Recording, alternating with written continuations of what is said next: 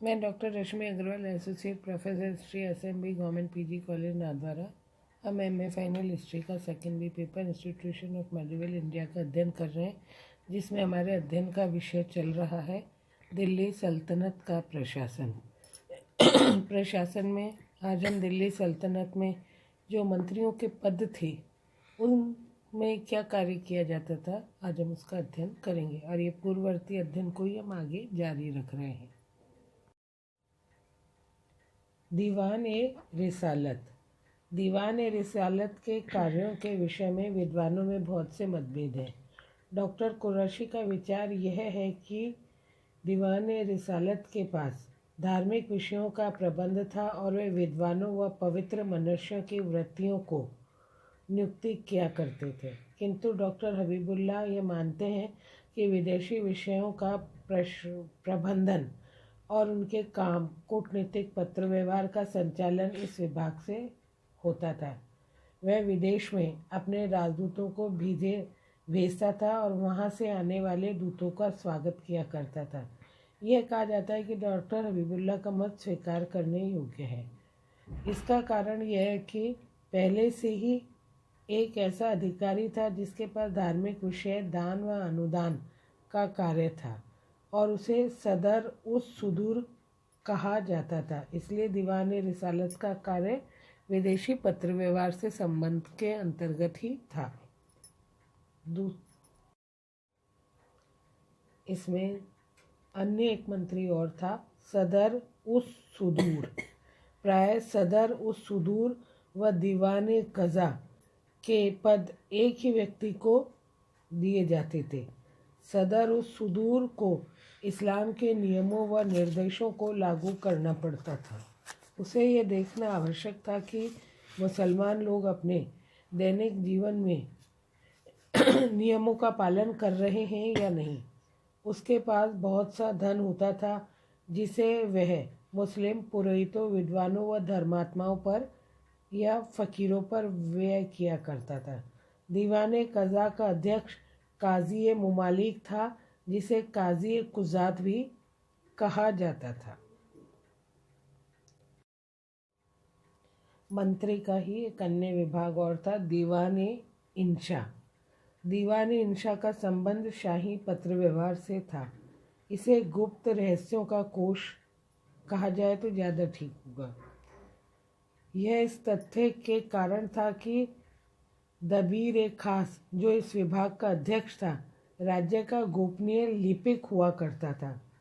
दबीर खास के अधीन बहुत से सहायक दबीर होते थे जो अपनी शैली में सिद्धस्थ होने में विख्यात थे। सुल्तान व अन्य राज्यों के शासकों व उनके अपने अधीन सहायकों व अधिकारियों के बीच सारी डाक इसी विभाग से होकर निकलती थी।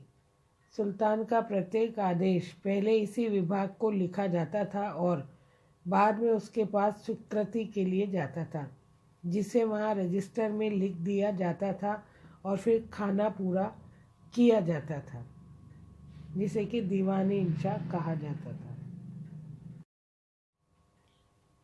एक अन्य विभाग और था, बारिद मुमालिक। बारिद मुमालिक राज्य के समाचार सूत्र का अध्यक्ष था। उसका कार्य अपने राज्य में होने वाली सारी सूचनाओं से को एक जगह इकट्ठा रखना होता था। प्रत्येक प्रशासकीय उपविभाजन के केंद्र पर एक स्थायी बारिद हुआ करता था, जो नियमित रूप से केंद्रीय कार्यालय में समाचार संबंधी पत्र व्यवहार करता रहता था। केवल ईमानदार मनुष्य इस पद पर रखे जाते थे। यदि किसी नियुक्त अधिकारी द्वारा किए बुरे कार्य या घोर अन्याय के कार्य की सूचना बारिद द्वारा नहीं दी जाती थी तो कभी कभी उसके बदले में उसे अपने प्राणों का मूल्य चुकाना पड़ता था। यानी कि कहने का अर्थ है कि बारिद को पूर्ण रूप से सत्यता के आधार पर कार्य करना पड़ता था। ऐसी कोई वस्तु नहीं थी जो बारिद के क्षेत्राधिकार से बाहर हो।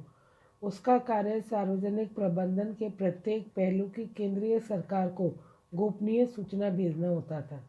उसे सरकारी अधिकारियों, वित्तीय व्यवस्था, कृषि की दशा, सिक्कों की शुद्धता आदि के विषय में सूचना भेजनी पड़ती थी। सेनाओं के निरीक्षण के विषय में उसे अपनी सिफारिशें भी भेजनी पड़ती थी। वह सब महत्वपूर्ण कार्यों पर चौकसी रखा करता था। वह अपने सूचनादाताओं को प्रत्येक स्थान पर रखता था और कोई भी चीज़ उससे नहीं बच सकती थी। बारिद को अच्छा वेतन मिलता था और उसे प्रलोभन से दूर रहना पड़ता था, क्योंकि उसकी भेजी गई सूचनाओं को ही सत्य माना जाता था सल्तनत में। प्रशासन के अंतर्गत ही एक विभाग और था, वकीलेदार। वकीलेदार अंतपुर का मुख्य सम्मानित पदाधिकारी हुआ करता था। वह रनिवासों से संबंधित सारे कार्यों पर नियंत्रण रखता था और सुल्तान के व्यक्तिगत कर्मचारियों के वेतन, भत्ते और उनका निरीक्षण करने का कार्य किया करता था। शाही भोजनशाला, अस्तबल, सुल्तान के जो संतानें होती थीं उन पर वह नियंत्रण रखता था। रानीवास के संबंध में सारे शाही आदेश उसी के द्वारा जारी किए जाते थे और उन पर सभी विषयों की वह सूचना दिया करता था जिनके लिए शाही स्वीकृति आवश्यक हुआ करती थी। उसी के द्वारा सुल्तान तक पहुंचा जा सकता था। इससे वह बहुत प्रभाव का प्रयोग करता था और उससे बहुत सी दशाओं में सुल्तान का सहायक भी कभी कभी बन जाया करता था। चूँकि उसका संबंध सदा महत्वपूर्ण मनुष्य से रहा होता था, इसलिए उसे बहुत चतुर होना ज़रूरी था। उसके कार्यालय के नौकरों को भी बहुत चौकसी से चुना जाता था। उसे राज्य के विषय में सुल्तान को सूचित रखना पड़ता था, विशेषकर इसलिए कि वे बहुत से महत्वपूर्ण व्यक्ति जिनमें कि उसका संबंध रहता था सुल्तान तक प्रत्यक्ष रूप से पहुंचने वाले होते थे। इसलिए वकीलेदार का कार्य बहुत ज़्यादा महत्वपूर्ण भी था। प्रशासन का एक विभाग नायब उल मुल्क भी था। दिल्ली सल्तनत में एक अमीर की नियुक्ति सामान्य रूप से की जाती थी, जिसे नायब उल मुल्क कहते थे। यह पद सुल्तान के चरित्र व व्यक्तित्व के साथ बदलता रहता था। कभी कभी बिल्कुल यह पद रिक्त भी रहा है, किंतु अन्य समयों पर नायब उल मुल्क व्यवहार में सर्वोच्च अधिकारी भी बन जाया करता था। वह सैनिक विभाग का अध्यक्ष होता था और केंद्रीय प्रशासनिक क्षेत्रों का प्रबंध अपने पास रखा करता था। सुल्तान की अनुपस्थिति में वह एक सरदार को नायब गयाबत चुना जाता था। वह राजधानी में सुल्तान का प्रतिनिधि होता था और सारी दैनिक विशेष कार्यवाही संभालने वाला होता था। जबकि कभी सुल्तान मान लीजिए साम्राज्य से बाहर गया होता था या युद्ध पर गया होता था। इसी तरह से सल्तनत में एक पद था दीवाने आरिज़। आरिज़ मुमालिक युद्ध मंत्रालय का प्रधान था, जिसको दीवाने आरिज़ भी कहते थे। सेना को कुशल अवस्था में रखने का उसका दायित्व होता था। एक तरह से इसको हम सेनापति कह सकते हैं। वह मुख्य भर्ती अधिकारी की भांति कार्य किया करता था और प्रत्येक अभ्यर्थी का वेतन निश्चित करता था। वर्ष में कम से कम एक बार सेना का निरीक्षण स्वयं करता था। प्रत्येक सिपाही की रक्षा उसी पर निर्भर थी। उसके पास सेना का सूची पत्र रहता था और प्रत्येक पत्र की वार्षिक समीक्षा होती थी। उसी के आधार पर वेतन और वेतन वृद्धियां की जाती थी। सेनाओं को वेतन बांटने व पदों की सिफारिश करने का उत्तरदायित्व भी इसी पर ही था। जब कोई अभियान होता तो आरिज़ को सारी तैयारियां करनी पड़ती थी। यद्यपि सुल्तान सेनापति को मनोनीत अलग से कर लेता था, तो भी सेनाओं का चुनाव सामान्यतः उसी पर छोड़ा जाता था। सब महत्वपूर्ण युद्धों में वह स्वयं सेना के साथ ही हुआ करता था। वह उस माल की उगाही पर नज़र रखता था जो सेनापति की उपस्थिति में वितरित की जाती थी। दीवाने आरिज़ को धर्म के लिए लड़ने वालों की जीविका का साधन कहा जाता था, जो शायद ठीक ही लगता है।